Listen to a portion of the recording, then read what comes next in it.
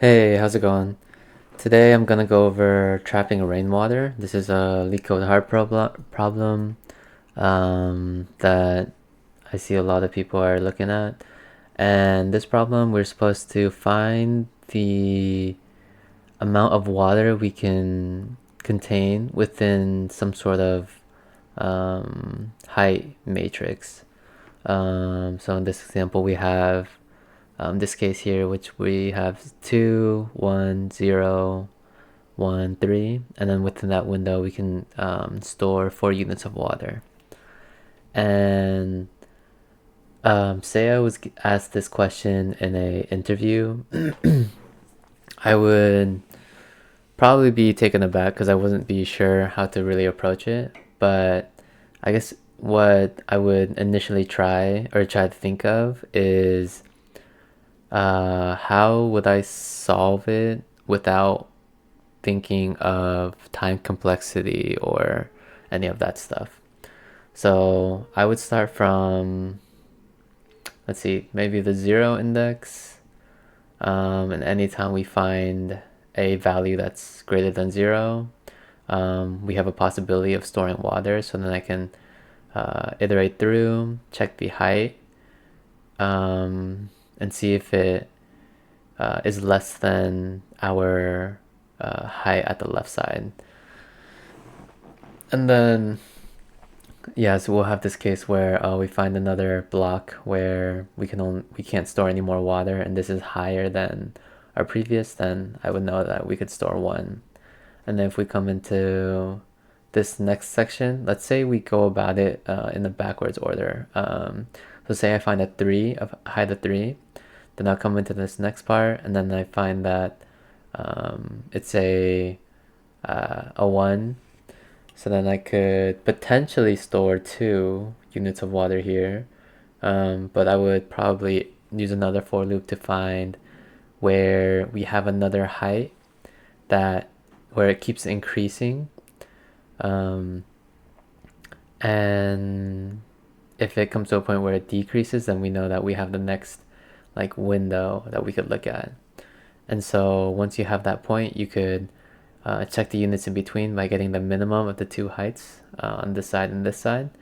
And then from there, you can calculate the inside by doing another, yeah, I mean, I guess like another loop to just go from index, whatever the index this is, and that to that index, count the units from the minimum of these 2 heights minus the height of the index that you're on inside, and that will give you the container for that case, and then you can move on to the next section and so on.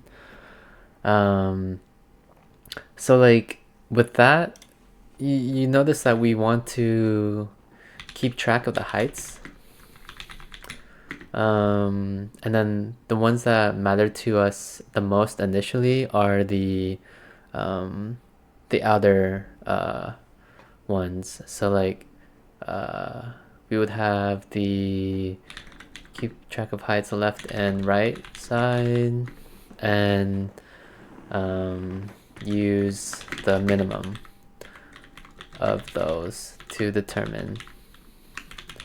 And then we'd also want to know where does our window start, right? So then I said if there is a case where we find the maximum, and anywhere where we go from a lower number to a higher number means that we can store water within it. Because say if it's continually decreasing, we won't be able to store any water, right? So that's also another thing. So way to find outer wall would be check for slowly increasing or increasing at all. So once we hit the increasing portion, that would be where we can start containing water, and then if it decreases, that's the break where we would want to stop iterating. So that's those are like the conditions that we want in order to solve this problem. And I feel like you can probably already know this. It's pretty slow. It'll probably run, I think that's n squared if I'm not mistaken. And a way to optimize that would be doing multiple passes. Because we want to, I feel like if you think about this where I'm storing the left max, I guess, as I iterate through, and then the right max, that'll help me determine what the walls are, right? So if I come in from the right side, I'll have a the right side max is 0, so I mean that way we won't store any water. And then once we get to this point, the right side max is I mean in this case it would still be 0. And then if we come to this point, I guess this could be, so maybe if anything, what I could do is if I'm landing on an index that is greater, then I guess my right max would be that. So this case would be 1, this one would be 2. If I come here, the right max is 2. And then if I go here, the right max is 2, right max is 3.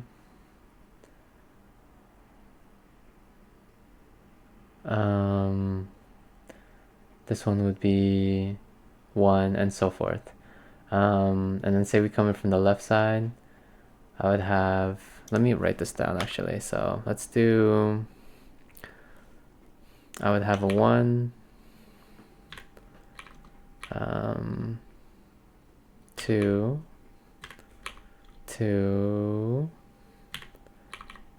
2, and then we eventually run into a 3.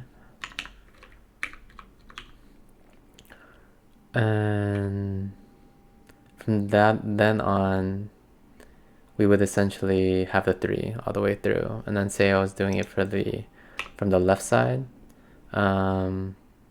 If we try to do the same section, same subarray that we were working on, it would be 3 left max, 3, 3, 3, 3. And so if we do another pass with the original array, so we're looking at 3, 2, 1, 2, 1. Let me mark this. So this is right max, left max, and original array.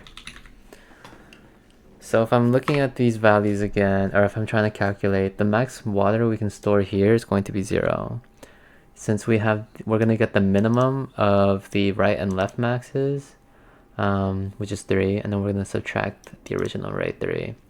Cause, yeah, I mean, that makes sense because we can't store any water there. And then we have left max, right max. The minimum is 2, but our arrays are also a height of 2, so that doesn't matter. So then we come into this section here where we have the left max, or right max is 2, and left max is 3. And we're going to grab the minimum. And we're going to take 2 minus 1 to get this 1 water unit. And so here you might be thinking like, oh, what if these two indexes were switched? What if we had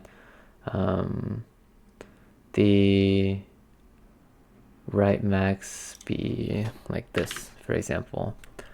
Then, oh wait, no. What if my left max? I guess that would have changed too. Yeah, say this one was a 3, right? Then I would still be grabbing the minimum because this wall over here is smaller. So, and because of that, those conditions still meet. So we get the minimum and then minus 2. So I feel like that's a possible solution. You just need to think of like the what conditions you would want to write while you're going through this problem. And that would just be 3 passes in total, leading to constant time. There might be ways to optimize this, but at the moment I'm not too sure. I could try to think of something. Maybe we can do like after we do the write max or the creation of that, can we create the left max on the fly while calculating?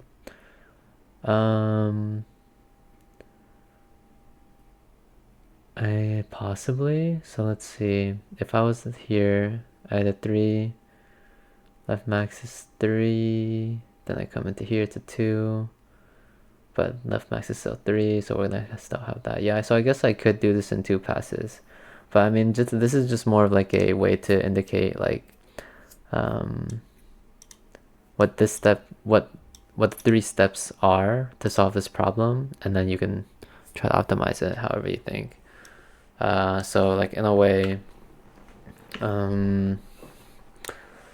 I guess some pseudocode or like a quick write-up could look something similar to like left max is equal to a new array, or right max is equal to new array. Then we'll have our original, and then we'll do for const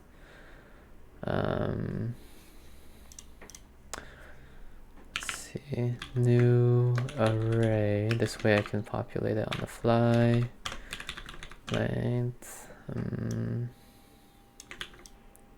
Same with that. So now for let I is equal to 0, I is less than height dot length, I plus plus. And then we're going to do the left side first.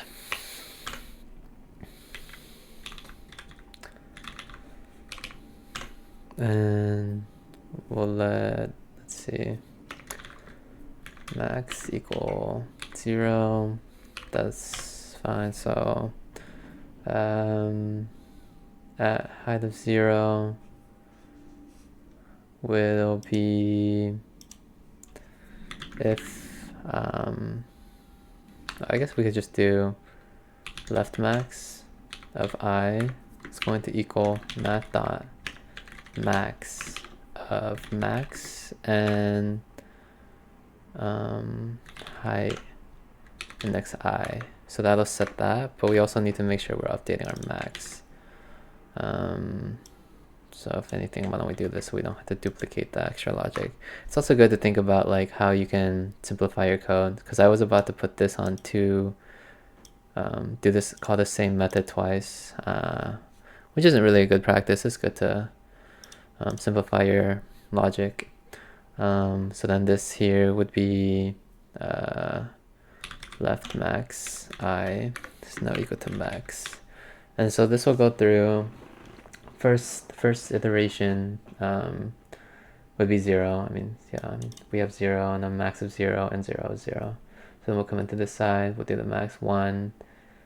So left max of 1 will equal 1. And then here it'll still be 1, and so forth. And so we'll continue that same pattern. Max is equal to 0 again. We just use the same variable. So this one, we'll set it to height dot length of -1. So that'll be the very last index, while I is greater than or equal to 0, because we want to include 0. And then we'll do minus minus here. And then we'll do right max.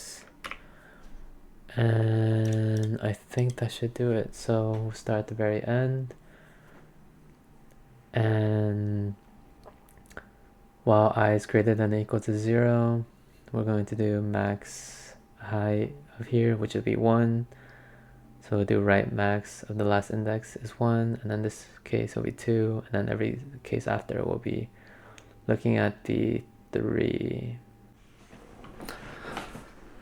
Okay.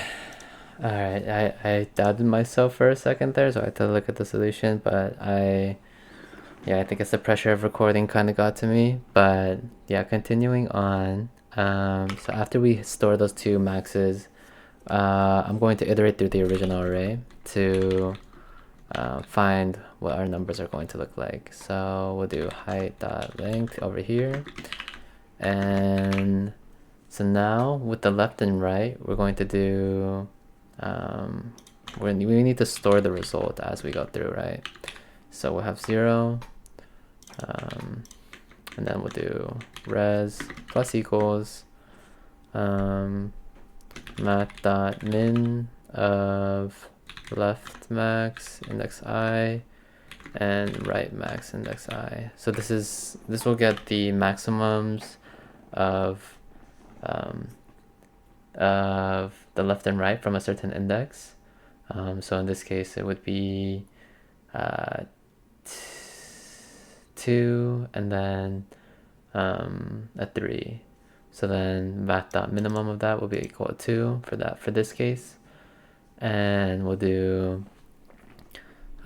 minus height of I. And that will add as we go on. So then we'll fall into this case and then so forth. And then so that should add it up as it iterates. And yeah, I think that should be it. Cool. All right. Yeah, I did get tripped up a little bit, but I hope that explanation helps. If you like the video, leave a like or a comment or subscribe, or if you want me to check out a different problem, feel free to let me know in the comments. And thanks for watching. Bye.